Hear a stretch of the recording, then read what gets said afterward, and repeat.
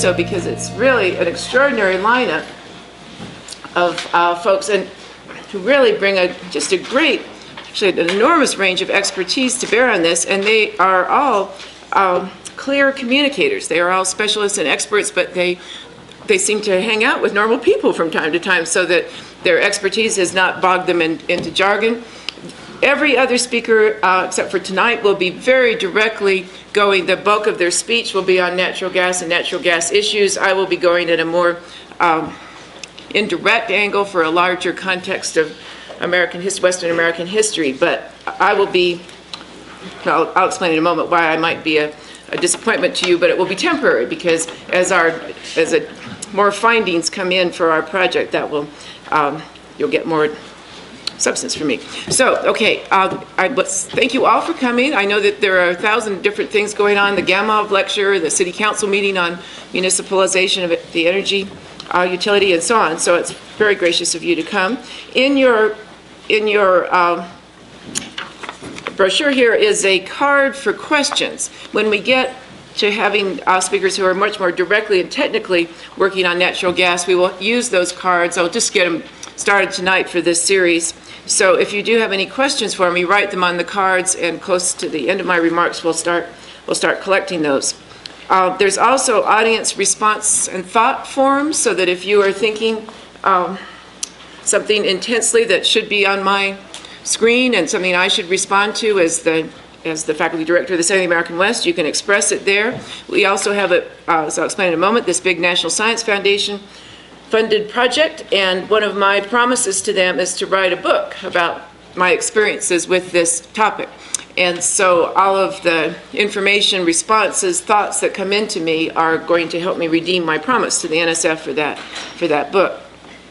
So I will tell you, I have several topics. I was not going to take too much time on this, but I think it is something of such interest that I will take a few minutes at the beginning to talk about our National Science Foundation project and the terms of that. It's a $12 million project from NSF, and it seemed to me something that you would want to know about. This series is part of that project. Then I shall make a few neutral but unguarded remarks that will be irritating to all sides of the issue. I guess one measure of neutrality.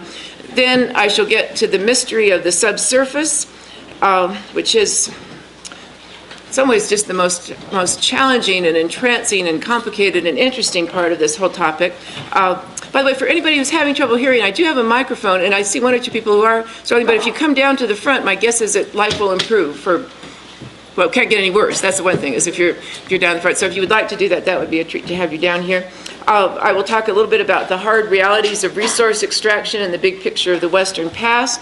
And then I will become kind of chipper on the subject of resilience, from some of the injuries of the past to the natural environment and to human communities. But also I will make some remarks about the ways in which the history of extractive industry really has some very positive tales about resilience. And what should I be doing now? I'm looking for the volume so I can turn it up. Oh, the volume. Oh, okay.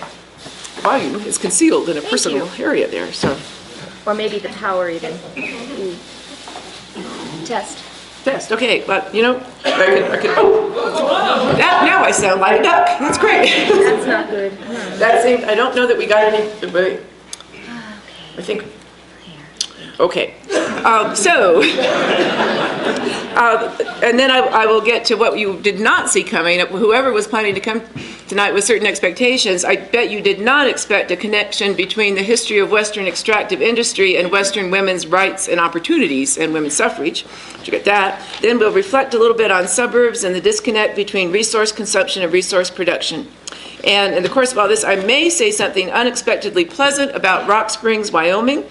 Wallace Stegner, when he visited CU at our origins, remarked, he probably shouldn't have said it, but he said that the most beautiful view in the American West, in his opinion, was the sight of Rock Springs in your rear view mirror. And that was so unlike Mr. Stegner. So, Ronnie, should I just go ahead with that? I hope we're okay. I used to give the American History Survey class here, and I don't think I ever used a microphone, so I'm going to hope that you're with me. Okay. So, first, these very explicit opening remarks about our National Science Foundation project. We are supported, a consortium of people at CU, CSU, School of Mines, a couple of other universities are supported by the National Science Foundation to do a big project on natural gas and fracking. The bulk of the research work is in science and engineering. Water quality, water quantity, air quality, public health, and social and ecological systems, the trade-offs, the resilience of both human communities and ecosystems, and thresholds where that resilience goes through a steep decline and where we need to be attentive to the dangers of those thresholds. So the reason why I am not as focused on the topic of natural gas tonight or telling you about that work is because the scientists and engineers have just begun their work. The Center of the American West is in charge of communicating and passing on that work, but since they have just started, if I began to report, I would be committing what I have said many a time now to myself: act in haste, repent at leisure. I am not to be out blurting. Actually, in this case, it would be speak in haste, repent at work, not leisure, if I were to speak out. So inquiries first from the scientists, conclusions later. And yet public communications and citizen involvement is a very big part of this project. So I am here tonight launching my efforts in public communications, but again, it might be a little while before I can be very precise in conclusions. You will get provisional answers. You'll be skimpy on my final conclusions, as it should be. In essence, I think you will find me thinking in your presence and with your help. But as the scientists and engineers on our team bring in their findings, I will get the opportunity to communicate those findings to the public. So that is my assurance to you that you will be less disappointed in me over the next 5 years. So this is a vast topic I have taken here, the history of Western extractive industry, but I think I can do something worthwhile on that. I should say that another element of Western history that is very important to this project, the history of the American West and the history of the rise of the profession of science are very intertwined. The American West was a great place to establish a reputation for early naturalists and scientists, and so the history of westward expansion and the history of science are really kind of intertwined as stories. Thus, I am really aware of how, I don't want to say silly, but how ill-considered it is when people say, on the subject of natural gas, science has recently become politicized. Well, who was that guy who told Lewis and Clark what to do on their trip? President of the United States, Thomas Jefferson. Who paid for the great explorations? John Wesley Powell's and so on, the federal government. So John Wesley Powell spent enormously more time in Washington, D.C., lobbying and networking than he ever spent on the Colorado River. So the notion that science has just recently undergone a politicization is not very well borne out by history. There is a long history of contested data disputes in this region and tangles over how science influences economic development in the West. So much of my thinking and my role in public communications on this NSF project draws on that background. How can we avoid the sequence of missteps that reduce the credibility and force of scientific findings? Many, many studies in the subject of natural gas have been barely released when they were immediately categorized as pro-industry or anti-industry and thus dismissed. So we are careful about that. We will frame our findings, I think, with a full reckoning with the difference between laboratory science and outdoor science, the range of certainty that you can achieve in a laboratory, a contained, controlled space. You can isolate and control variables. That is quite an enviable situation compared to science in the great outdoors, where the atmosphere, the subsurface, the surface itself are madly awash in swirling variables. So the early state of this project is open inquiry. Our framework for communication of our results is what we know, what we don't know, what we hope to learn.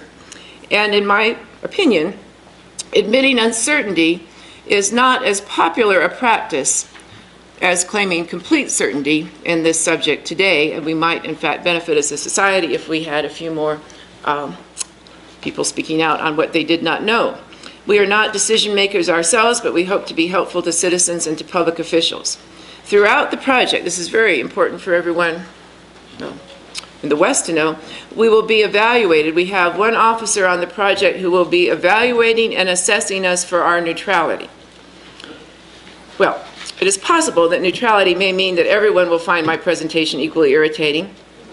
and that will be good, but we'll try this out. I think we'll try one direct, unguarded personal comment on this is me, this is not the project speaking, on my own reasons for thinking that our NSF project will help society by providing a more evidence-based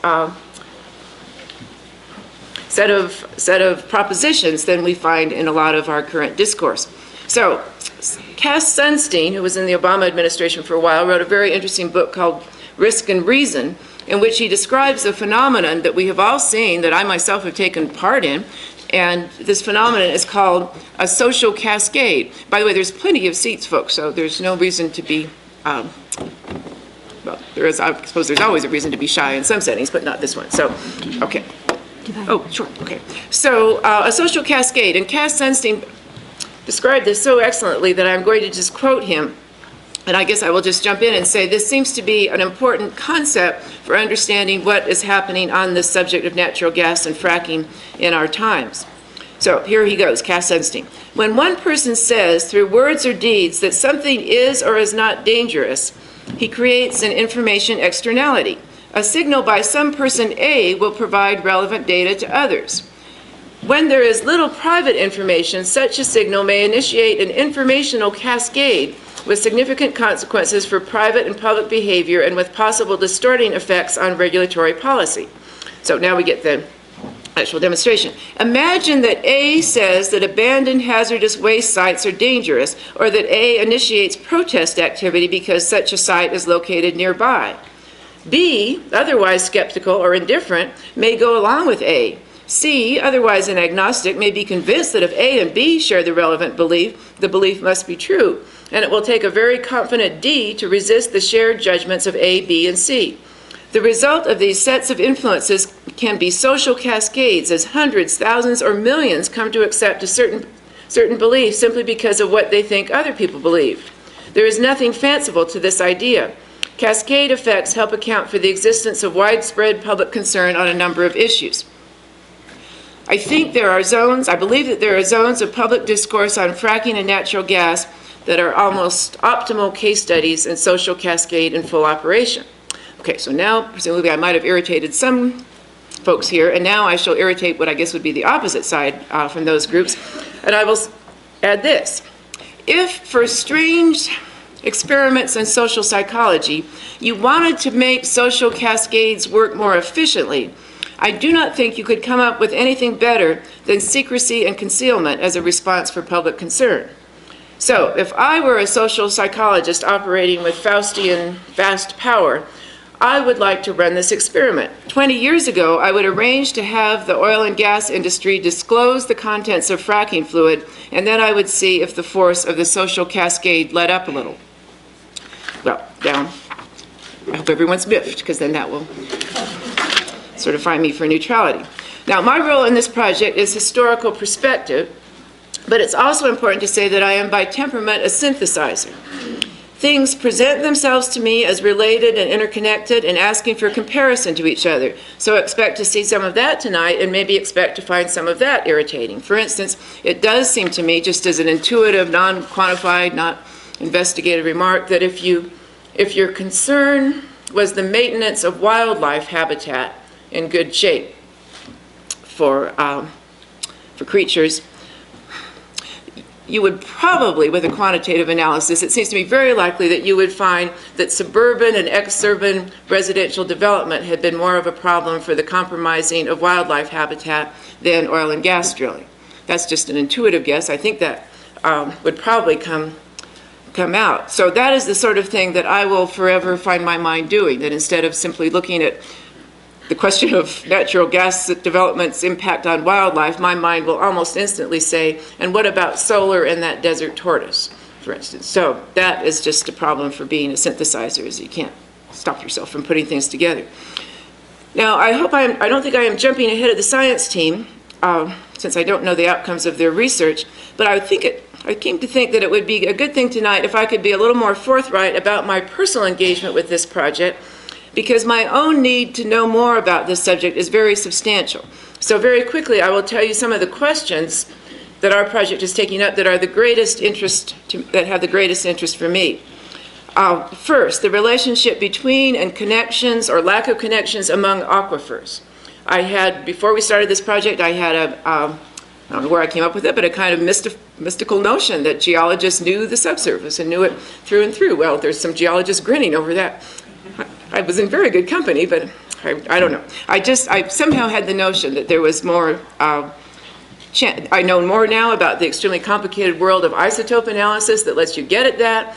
I have learned boy, those scientists are poets sometimes. Fate and transport. What a beautiful term they use for, well, that might be their one moment of poetry, but still, it's good to have one there as a start. They're going for more soon after that. So how particles, how substances move around, how plumes find their way around. So that, to me, is extremely interesting because it seems when I hear the social cascade working, literally grounded knowledge of the relationship between and connections or lack of connections between aquifers is really making that social cascade move more fervently. Second, the role of equipment and careful process in drilling. Upfront investment in the direction of the reduction of the chance of accidental leaks, which would of course cause not only water quality problems but air quality issues. And if there are significant air quality problems, if methane leaks because of a poorly constructed well, that will sacrifice the climate change advantage of natural gas. Methane going directly into the air reduces any of the in my judgment, very substantial claims for the climate benefit of natural gas. So I didn't see this coming, I became crazed for the term casings.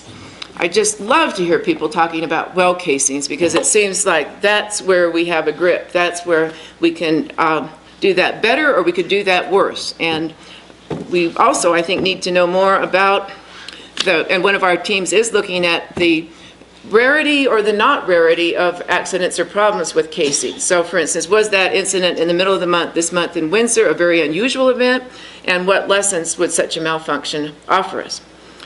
Third, I look forward to knowing more from our team about the way in which all energy sources come with costs and burdens and where natural gas production fits in that. Reagan Wascom, who is our speaker 2 weeks from tonight, who is from CSU and who's a wonder, he will be speaking about the impact of increased natural development on water resources, which is, of course, a crucial topic, but he will also take at least a few minutes to place that in comparison to other forms of energy development, the water use, the impacts on water of everything from solar to wind, geothermal, and so on. Fourth, I am really interested in the public health team and their work in raising the question of stress and a sense of powerlessness as features of public health studies. So very important to look at the impacts on lung and breathing function of different chemicals that might be in the air, but probably as important, maybe even sometimes just a little bit more important, that sense of powerlessness. The great expert on risk, Peter Sandman, has said risk equals an actual hazard of whatever scale plus outrage or powerlessness. So you don't know what the risk is or how to calibrate the risk until you have taken in a whole set of concerns that should not be, in my judgment, dismissed as subjective and therefore inconsequential. And then finally, fifth, I'm really interested in this word resilience, which is the key to our integration of all of our findings with this project, to take the findings of the scientists and engineers and integrate that with poll results from different communities, human communities, and then to see how those systems intermesh. But with that core question, at what point would an ecological or social system lose its resilience, defined as the capacity to absorb disturbance, and how can people identify that point where the resilience drops off and stop short of that point? So those are 4 items that I am really looking forward to. One last item of full disclosure. I have left kind of a public record trail behind me as a historian writing and speaking about extractive industry. In 1975, I gave a lecture in my advisor's class at Yale. Howard Lamar said I could give a lecture in his Western history class. And to show what a what a pathetic student I was, I thought, okay, I'll look at his syllabus and I'll take the dullest topic here and I'll see what I can do with it. So I looked at his syllabus and I chose oil and gas as the dullest topic.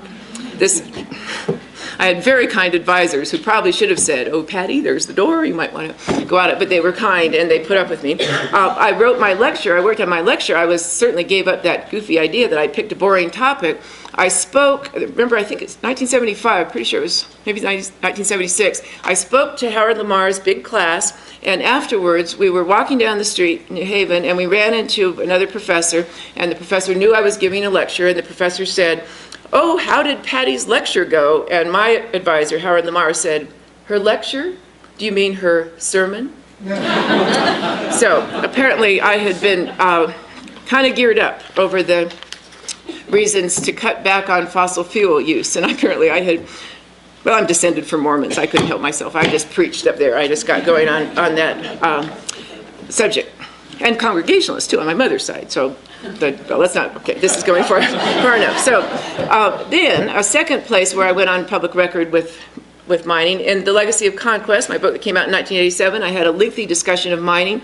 I concentrated in that section on risky workplaces of the late 19th, early 20th century, on injustices to workers, drastically cut wages at different times, layoffs, uncertainty and insecurity in their jobs, and what their lives were like without a social and political safety net.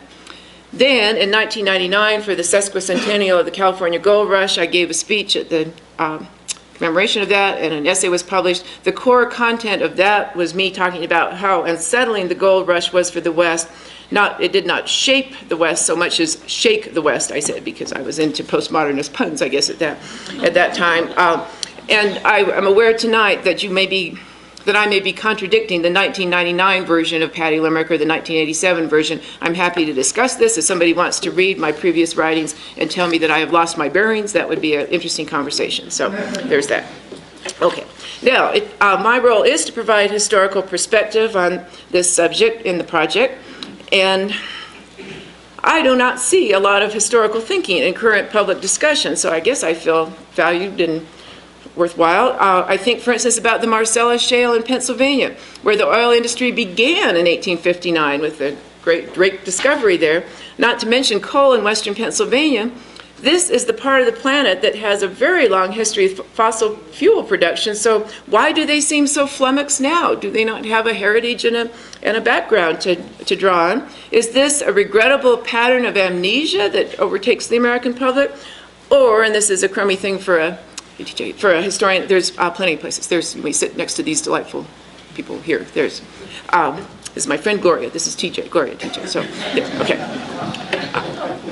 Okay. So here's this has distracted me happily from my unhappy next suggestion, is that maybe the past is genuinely irrelevant. Maybe the past does not offer guidance, and that is a little bit what we're testing tonight. It's an important question. Our slogan at the Center of the American West, you'll see it many times here, turning hindsight into foresight. Well, it's easier to say than to do. Poor George Santayana has been plagued with being quoted, apparently misquoted, by saying those who cannot remember the past are condemned to repeat it, which is, from a historian's angle, a piece of nonsense. History is not a Ferris wheel. It's not a carousel. You don't just ride around on it. There is way too much variability. It's actually really sad that the people who most want to justify paying attention to history say the dumbest things about it. It's really heartbreak to have that one damn thing after another is actually a little bit better as a concept for history. There was way too much variability, too much change in the basic operating rules and the cultural understandings of various times. So, a Santayana-like approach, if we took his idea, would be that we will look at the past of extractive industry in the West, and having looked at that past, we would then project those patterns of the past into the future. Well, that won't work. There have been too many changes since the 19th century where we'll be looking at a lot of our extractive industry examples. Maybe I should give you the warning that one of my propositions, I do not consider this anything I could put forward as a declaration, but really more of as a hypothesis. I have two I would like to present to you. One of them is that the changes since 1900 have been of sufficient scale that we will not return to the unrestrained, wasteful, and irresponsible resource extraction of the 19th century. It will be a very different scene from that. So here, quickly, 5 changes that are so enormous that there's no projecting of that 19th century past into our times. First, the vast regulatory structure created and kept in place in the federal and state governments, the Progressive Era, the New Deal, the enormously consequential environmental laws of the 1960s and 1970s. Second, similar changes in the regulation of workplace safety. Not all the way there, but dramatically different from the life without a safety net of any kind that workers faced in mines in the 19th century, early 20th century. Third, a vast shift from the full speed ahead, pay no attention to consequences mode of resource extraction of the 19th century.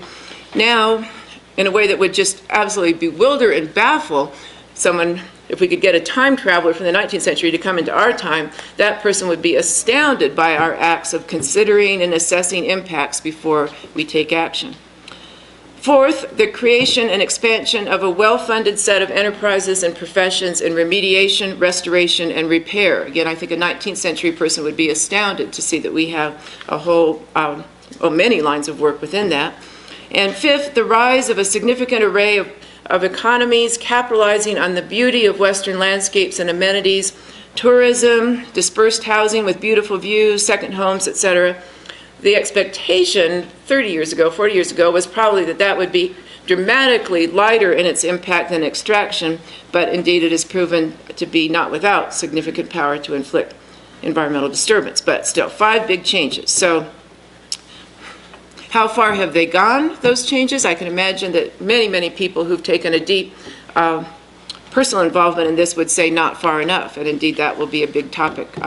A group from the Natural Resources Law Center on our team is looking at just that. So maybe it is not a sufficient or satisfactory degree of change from some points of view, but it is still an enormous degree of change. It is an area of legitimate disagreement, though. How much did the revolution in environmental regulation genuinely and effectively reduce the environmental disruption of resource attraction? We'll be talking about that and also about issues of jurisdiction. Charles Davis, who will be here from CSU, I think he's our fourth speaker 3 weeks from tonight, will be talking particularly about that, state, federal, local, all the kinds of issues of federalism that this issue brings up.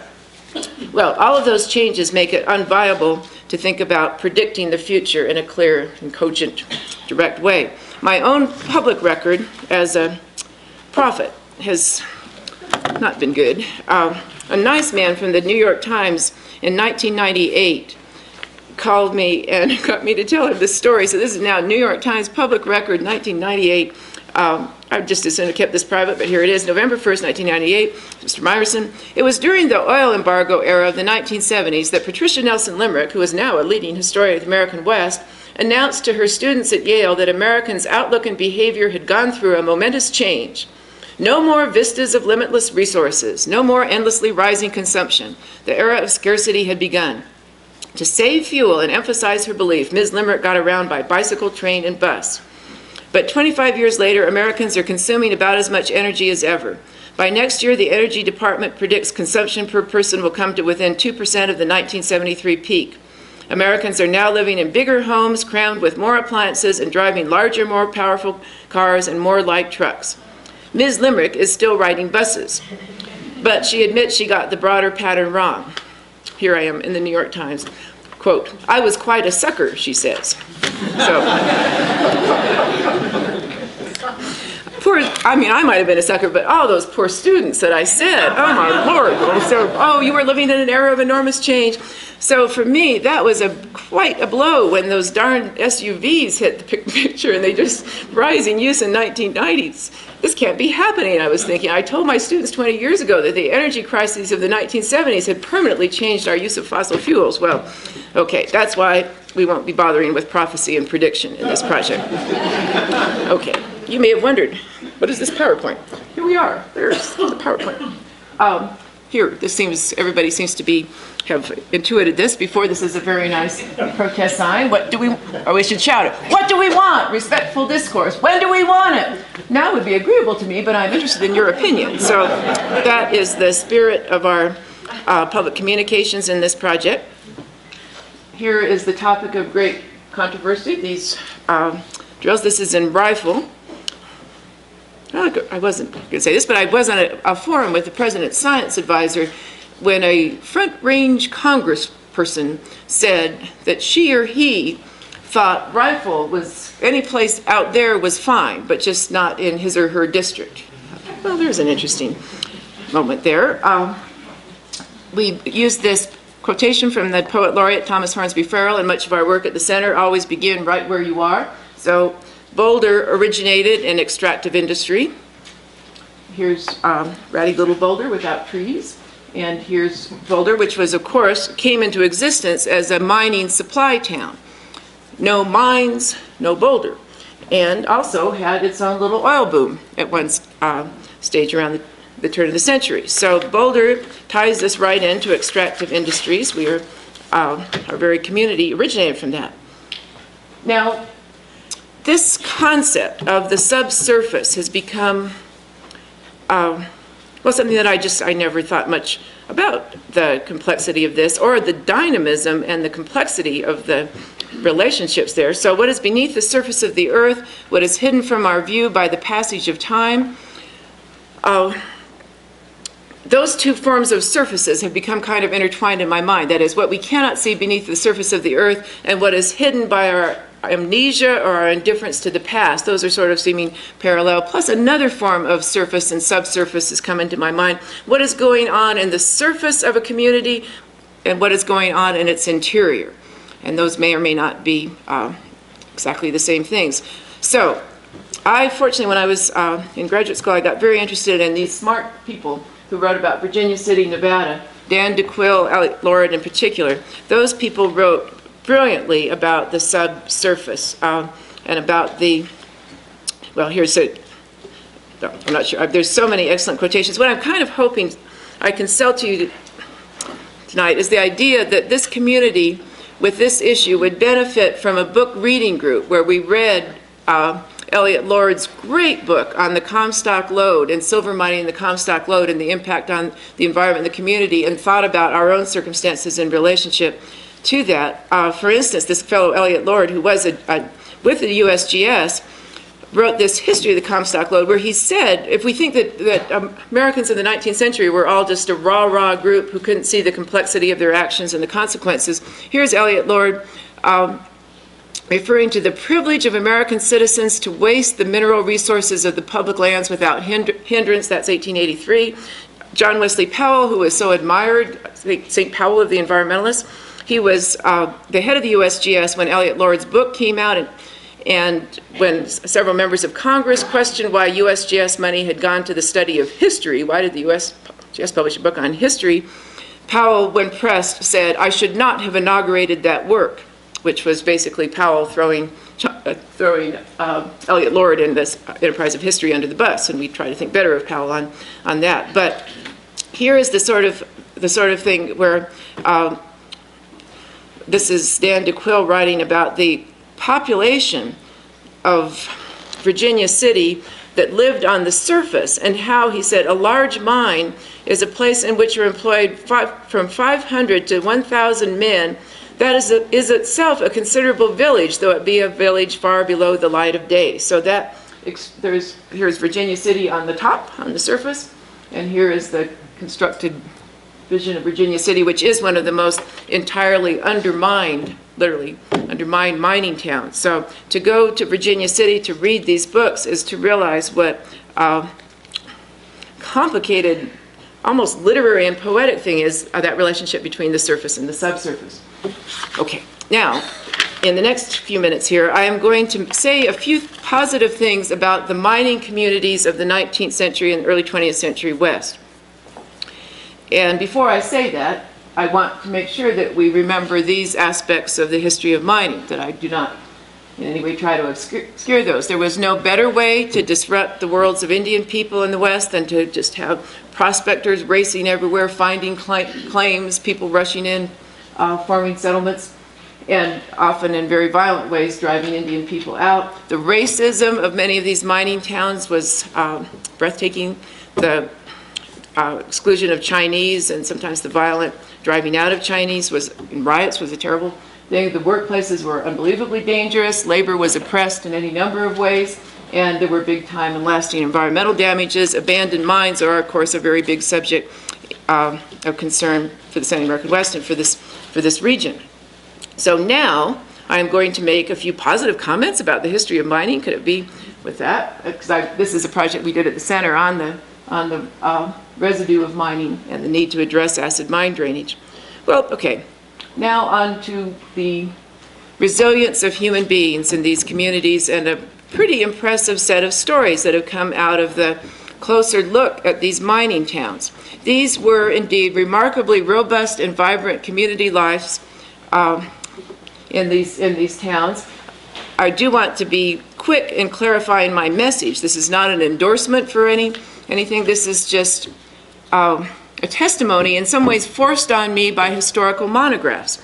Labor historians and women's historians have wanted us to rethink the characterization of women and workers as passive and weak.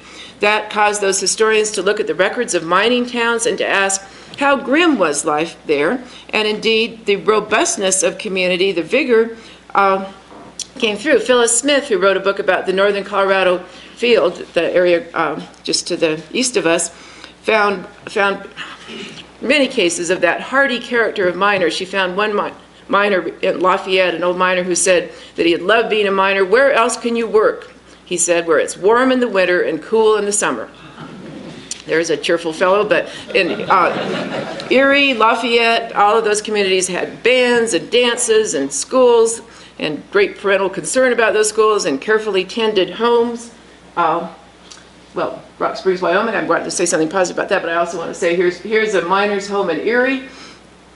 And I don't want to say anything too cliched here, but the pride, the dignity, the pulling it together quality in those places, and the same here too. This is the school that the kids from Marshall went to, and interestingly, this school was sometimes subject, a train went by pretty close to those cinders and smoke would come there, and parents were concerned about the conditions of the children in the school, which is an interesting forecasting of things to come. But to go back to Rock Springs, which is in many people's eyes a dreary place, but Rock Springs by the early 1900s, it had a hospital, it had a Carnegie Library, it had a grand opera house, it had general merchandise stores, hotels, restaurants, drugstores, banks, meat markets, barbers, and about 30 saloons. There were a bunch of specialty stores that sold everything from tea and coffee to cigars, pharmaceuticals, jewelry, stationery, wallpaper, and paints. And interestingly, many of those businesses, more and more, were giving entrepreneurial opportunity to women, which gets us to the point. So the rising attention to women's history was the fundamental change, I think, in our view and understanding of mining communities. Several historians collaborated in an article on the importance of women's history and used the example of mining towns to make that case. Just as, I quote from these historians, just as any successful mining town quickly came to host a wide array of institutions that seem on the surface to have nothing to do with mining, saloons, general stores, transport services, groceries, churches, and schools, so too did a wide array of non-miners contribute to the prosperity of the mining economy. Families who strove to reproduce the culture of their class in the desert and the mountains of the West, prostitutes who supported themselves on the loneliness of the men in the mines, cooks, laundry operators, and boarding house keepers who sold domestic well-being to their customers, mothers and school teachers who raised the community's children, and the wives who performed virtually all of these services for members of their family. In short, here's the main punchline, removing gold or silver from the ground and bringing it to market required the labor of all these people, for in fact, mining was the activity not of individuals, but of communities, communities in which women's work was as important as men. So that is an interesting reconfiguration of some instinctual thoughts that I might have had as a young person about mining communities. My friend Paula Patrick in 1987 published a book called No Step Backward, Women and Family on the Rocky Mountain Mining Frontier. And in that book, well, I can sum it up really quickly, since she says in her first sentence, central to this book is the following thesis. The urban mining frontier transformed its inhabitants, particularly its women, and promoted their increased economic opportunity and social equality. So Paula in this book makes a very compelling case for how basically with so many more men than women, the conventional roles were just all jangled up, and so women found themselves with opportunities to be more self-reliant, to increase their independence and control over their marital relations.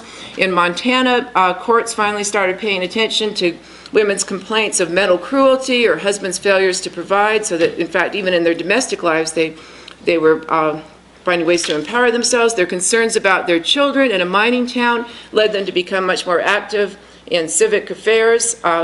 And Paula really finds in the daughters of the first generation a really changed orientation, adopting values more commonly associated with masculine society, independence, work, and participation in public life. And then finally, Paula makes the point that you can see the force that played a very big part in bringing women's suffrage earlier in the West in these mining towns. In Colorado, women's suffrage came into being because middle-class women who could not vote worked with mine workers, worked with men who could vote, miners, and got them to support women's suffrage. Without that coalition between middle-class women and male miners, much later, women's suffrage would have been in the picture there. So, will permitting fracking or prohibiting it empower women in new ways? Or at the least affect society's perception of women's rights and powers? It's within the realm of our speculating. There's no separating gender and family relationships from these stories of extractive economies, but the upshot of all this historical re-examining of mining communities is this, that the historian with integrity has to say that living in proximity to and even independence on an extractive industry is not inherently dispiriting or demoralizing. Extractive communities indeed give great demonstrations of the resilience of the human spirit. Now, to clarify again, this is not a justification or rationalization for any further resource development, but it would be a distortion to leave out this information. I have some vision that I've never quite, speaking of extracting, that we might find a way of extracting the inspiration from history without necessarily bringing the whole package along with it, but that is a technology the engineers are working on and have perfected. So now we go to the theme of resilience in more environmental terms. This is the key term that the social and ecological system integrators, and we'll be doing some of that with our project, put forward. Resilience is the capacity of a system to absorb disturbance and still retain its basic function and structure. And when you cross a threshold and that begins to decline, that is a time for concern. Well, here are, I think, examples of that resilience. I understand I may be using this in too superficial a sense here. Here is the Smuggler Mine in Aspen, and here is Aspen as it is now. Is that resilience? It's certainly economic resilience, but it is a place that seemed to be very trashed as a physical environment that became the place to be, the most attractive locale. Here is a smelter in Durango. The air in Durango, a lot of the hillsides had just lost vegetation because there were a couple of smelters in Durango. Here's another example, and you can see it's kind of poorly showing up here, but the clouds of smoke. Smelter Big Cloud. Smelter City was the name that Durango proudly wore. Other towns were jealous of its rival in having these smelters. Is there life after smelters? Well, as the smelters started to shut down, by the 1950s, Durango was using the promotional phrase, "Come to play, you'll want to stay." Is there life after smelters? Well, there is something that looks like a pretty resilient community there in Durango.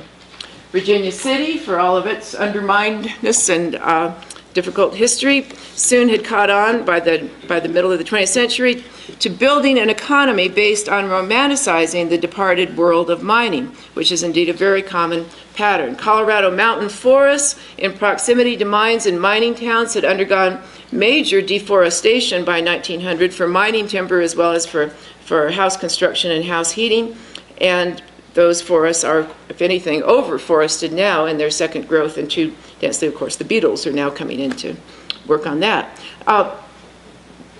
Resilient communities are not difficult to find in the West. What is the soil quality? That's another question. What's happened to the water quality from abandoned mines and so on. There's also a question about whether this can happen, if the resilience can happen fast enough, and a timetable that nearby residents would find tolerable. How quickly must the resilience come into play and become effective, or at what point would the limited patience imposed by the human lifespan reduce that possibility? Well, now you probably are thinking I'm not only talking too long, but I'm too cheerful. So we need to go to Butte. Here's one of many, many scenes, Anaconda Copper Smelter in Butte. And here is the Old Works Golf Course in Anaconda, where they took a Superfund site and turned it into a golf course. Now, whether this is I think Arnold Palmer designed that, but there is a very purposeful effort to take a pretty trounced landscape. Here is a very brave effort. The folks have created a park outside Missoula on what was once a mill site, and they're making a state park that has wonderful hiking trails, but also reckons with the history of mining and extractive industry. And it's a very brave attempt, and just out of the starting gate. But there is a way in which we have to say that there is indeed change at a scale beyond recovery, where the concept resilience is not really going to come into play. There is nothing like an open pit mind to reawaken a person with the meaning of the words irreversible change. And yet I would still keep open the question that there is a big difference of scale and of permanence between an open pit mine and a drilling rig. They may be on a spectrum, but there is some distance between them on the spectrum, and investigating that and paying attention to that question seems worth our time. So, and of course, it's not just Butte, it's Bingham Canyon and Bisbee that we'll get to in just a minute or two. So, if you want to look at extractive industry and the concentration of economic and political power wielded in an unrelenting, totalizing way, Butte and Montana in the late 19th and the early 20th century offer you those examples. If you are interested in a case study in powerlessness in the face of an extractive industry and a fully transformed landscape, it seems to me we might consider a occasion or two over the next year with this grant where we all read a book in the history of Montana and talk about that and see whether reading that book lays a foundation for exploring the issue of natural gas development in this area by reading about communities that were entirely dependent and entirely overpowered by extraction. Would this kind of book group give contemporary readers a fresh view of their circumstances? It seems worth thinking about. If nothing else, when you read about Senator William Clark in Montana, who made his fortune at Butte and then in the most direct way bought his senatorship, you will feel very good about Senators Udall and Bennett after that. So, okay, now we make a kind of a shift for something kind of completely different, the West and the suburb. So here is, this is Phoenix, I think. There's a number of cities that's all, here's Los Angeles. And this is a pattern. This is now, I think it's Colorado Springs. So, okay, so here we have a development, a post-World War II development that has residential settlement along the Front Range and expands with commuting to jobs as the operating dynamic. It's happening in all those other cities that we looked at, but it is certainly a big issue on the Front Range after World War II. So residential settlement expands along the Front Range. A certain amount of amnesia takes hold. Extractive industry then appears as the late arriving intruder in a pastoral world. I'll get to spelling that out a little bit more.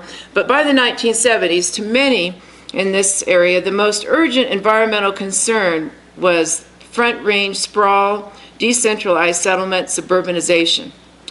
The necessary question that we have to ask ourselves, what made those suburbs possible? What is their origin?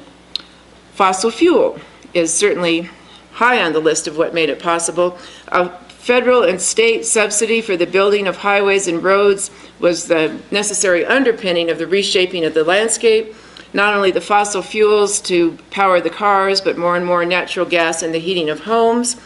The value put on lawns, of course, meant water, but it also meant pesticides, petroleum-originating fertilizers, fossil fuel for lawnmowers, and my constant nomination for the silliest gas or petroleum-powered product, the leaf blower, which is, I understand if you need one, it can be really important.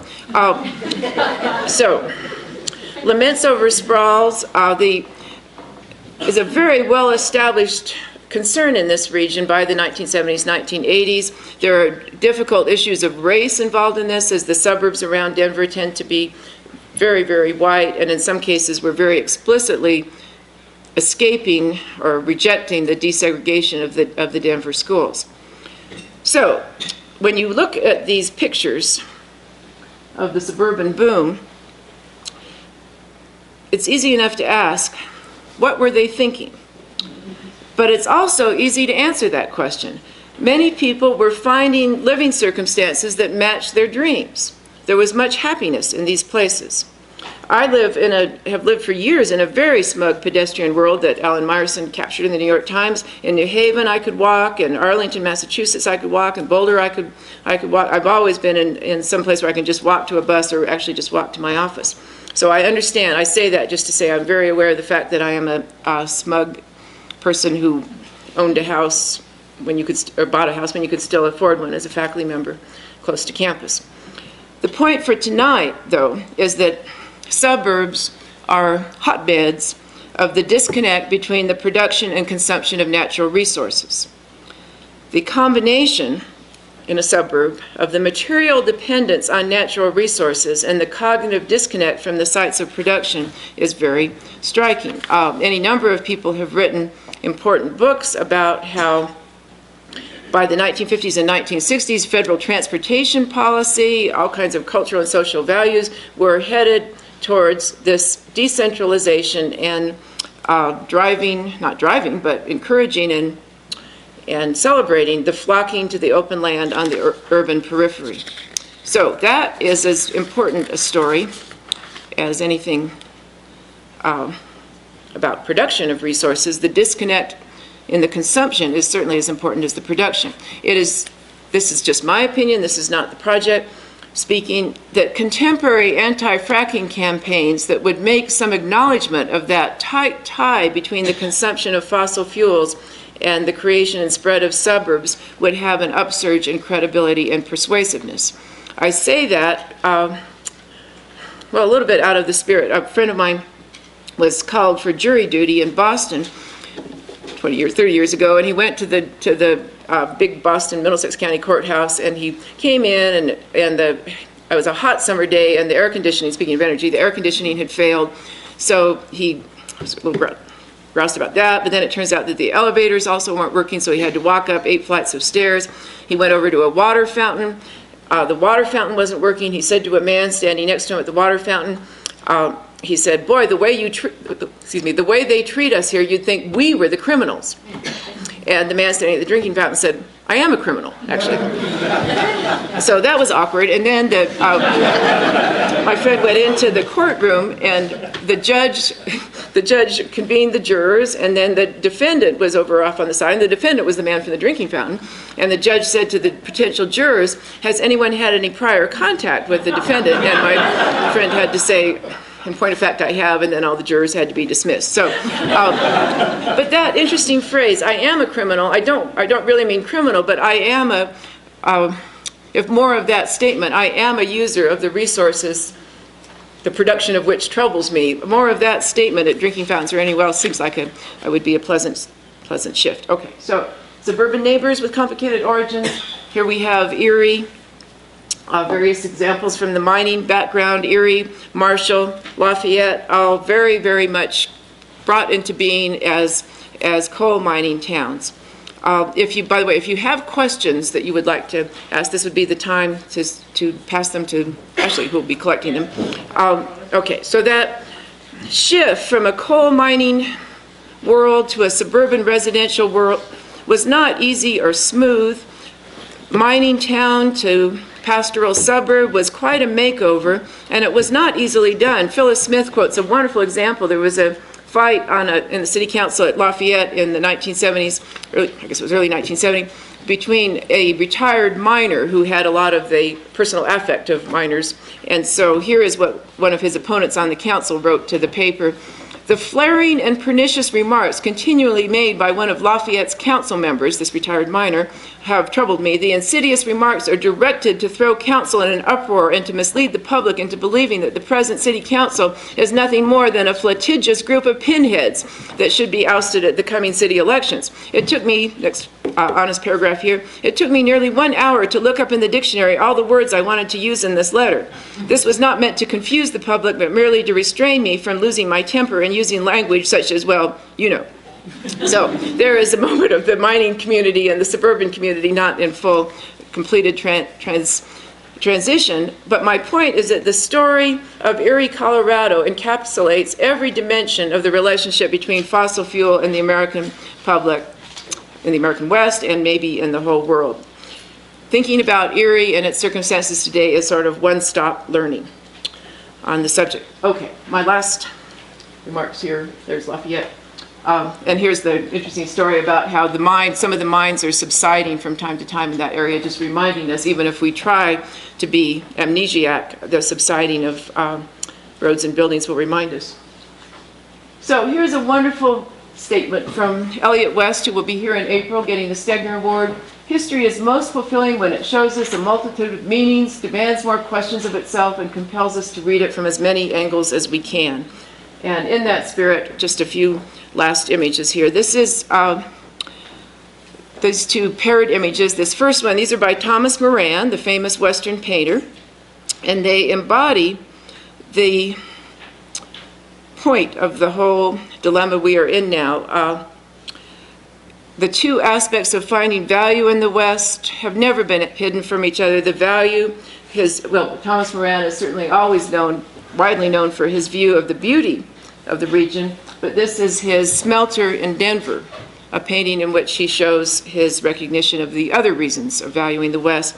As we wrote in a State of the American West report, the bedrock problem posed by the West is this: the West is rich in beauty, the West is rich in natural resources. It's not easy being rich. And then another place where I am continually reminded of the complicated world that we sometimes try to avoid facing up to its complications. Here's Grand Teton, and it was really actually when I was at a little conference in Grand Teton. I was running in the morning, I was looking at the Tetons. It was a beautiful, uninterrupted view, and I literally stopped suddenly when I thought, I owe that view to the Rockefellers, which was not what I wanted. Well, but there it is. There they are, the folks with the biggest oil fortune, John D. Sr. and John D. Jr., and it was John D. Jr. who was very supportive and made arrangements to have so much of the area that is now Grand Teton National Park preserved. And then there's Bisbee. And I want to conclude with a great little piece from Richard Shelton, who wrote a book called Going Back to Bisbee. He worked as a teacher as a young man in Bisbee, and he went back there for a visit and then wrote really quite a wonderful essay. That Bisbee has, of course, the Lavender Pit as its equivalent to the Berkeley Pit in Butte. And this passage caught me by surprise. I'd read that years ago, but thinking about surfaces and the way in which we are disconnected from the people who work on the resources, this just turned out to be a remarkable passage for me with that concept of surfaces. Here is Richard Shelton's reminiscing about life in Bisbee. When he lived there, he said, I lived on the surface of Bisbee in more ways than one. I would never be permitted to go into the underground mines, not even into Lavender Pit, then about 700 feet deep and almost a half mile across, from which I could hear the sound of blasting every afternoon at 4 o'clock. Nor would I be permitted anything but a surface view of the lives of the majority of citizens in Bisbee. I would soon find out that Bisbee was two separate worlds, and while each world had its own social strata and divisions, the two worlds were basically distinct from one another. One Bisbee, the larger of the two worlds in terms of numbers, was made up of the miners and their families. The entire town depended on the labor of the miners, and yet I seldom met a miner, though I taught their children. The other Bisbee the one in which I was permitted and even encouraged to circulate, was a world of professional people, business people, and bureaucrats, all of whom depended on the miners in one way or another. This world floated on the surface and was supported by the world of the miners, and yet it studiously ignored the miners' world as if that world did not exist. The surface world we live in, my two concluding things, this is the Golden Curry mine outside Virginia City. This is one of those reef photography projects that Mark Klett and others did. So this is, I think it's Timothy O'Sullivan photograph of the Golden Curry mine in 1878, I believe, and then Mark Klett came back a century later, and this is the same site. So the surface world we live in, and the not very visible world of the people who produce the resources that support us, the surface world of the present that we live in, and the not very visible world of the past, of the people who brought our world into being. The issue of natural gas and fracking is very much about the literal surface of the earth and the subsurface and the dynamism and complexity of that, but it is, I think, as much about those human structures of surface and visibility and knowledge. So thank you very much for sitting through this one. Okay, now these are the things that, these are all setting us up for future things. What sort of regulations have already been placed on the hydraulic fracturing industry? What testing, that is exactly the kind of stuff that our later speakers will be getting to. I'm wondering if there are any questions that I can actually answer. This will be, okay. Can you elaborate on the disconnect between suburbs and extraction? What might be a resolution of the a resolution of the disconnect look like? Well, I can't elaborate on that because I believe that was the great project of the 20th century, was to create an era of improbable comfort made possible by an astounding infrastructure that you never have to think about. And we did that for a century, and I don't know that that's a good way to spend the next century. So that recapturing of connection, it could happen in any number of ways. And I would have to say over the last 10 years, there is movement in that direction. People, having just written a book on Denver water, people are thinking, people seem to be not so much just saying, water, here it is, turn on the faucet. There seems to be a mounting, it's slow, but a gradual version of that. I don't know, I guess I would say it's the best way to heal the disconnect is social interaction. So what I sometimes say is never have a dinner party without inviting an engineer to it. I suppose you want to be a little more specific than that, but a water engineer is a good idea. And just know that that person, it's important not to give them just a license to do whatever they want, for heaven's sake, but to be in some kind of relationship with that. Just expeditions, outings where you trace your water back to its source, or where you trace the power that comes into your, actually we did that in our energy report. Mike Hannigan, who's on this team, did a wonderful thing about, so you want to make toast, he called it. Actually, that's a wonderful thing. That's what I'll conclude that part with, is just look at Mike Hannigan's great thing, so you want to make toast, in which you are just standing at your toaster and he walks you back from that toaster to the coal or natural gas that brought you that. So that is one question I was able to say something about. That's very nice. Have all decisions about extraction in the West historically been decided by markets? What markets and how so? What insights could be gained from a study of markets? I think that's a very valuable idea. And I also think, as a Western American historian, that I wouldn't know how far you would have to go back to find a free market operating without a lot of federal structure shaping it. You would need to go back before the Louisiana Purchase, I think, to get that situation. It seems like there is such a dynamic between, well, I think we were always told that it was the late 19th century, before I was in graduate school, was an era of laissez-faire and just the free market. And then when you see how actively the Supreme Court is supporting business and so on. So I don't quite know where you can separate the market from the political structure that, that supports that. So, boy, markets. Well, Nick Flores, this is great. With each of these things, I can just point to somebody on this. Nick Flores, the chair of the economics department, is really going to help us with that, because the reason why I came to a tragic halt there was I thought, we're onto the territory where I am probably most bewildered by what's going on with natural gas now. As a Western American historian, I thought it was predictable situation. If you are producing a commodity and you overproduce it and the price goes down, then that industry will contract for a spell. There might be a burst where they try to overproduce in order to get more revenue in. But this seems like something I'm not following, that natural gas is at very low prices, and there seems to be more and more expansion of natural gas production, and that leaves me thinking that I don't understand the world and that I'm aging badly. I just think this is really, so Nick will take that on. I have no idea if this is something that you want to keep me. I have a very strong sense that you would like to go home, but that might be my own sense. Should we, oh boy, good. Should we be more afraid of what we know or don't know? That is really an interesting problem, because right now I think it's very difficult for, well, okay, my doctor, who's a medical scientist, obviously he's a physician, told me that his son and daughter-in-law were moving from the East Coast. They really wanted to live in Colorado. This is a year ago, and they were making their choices of communities they would look at in the Boulder area based on fracking.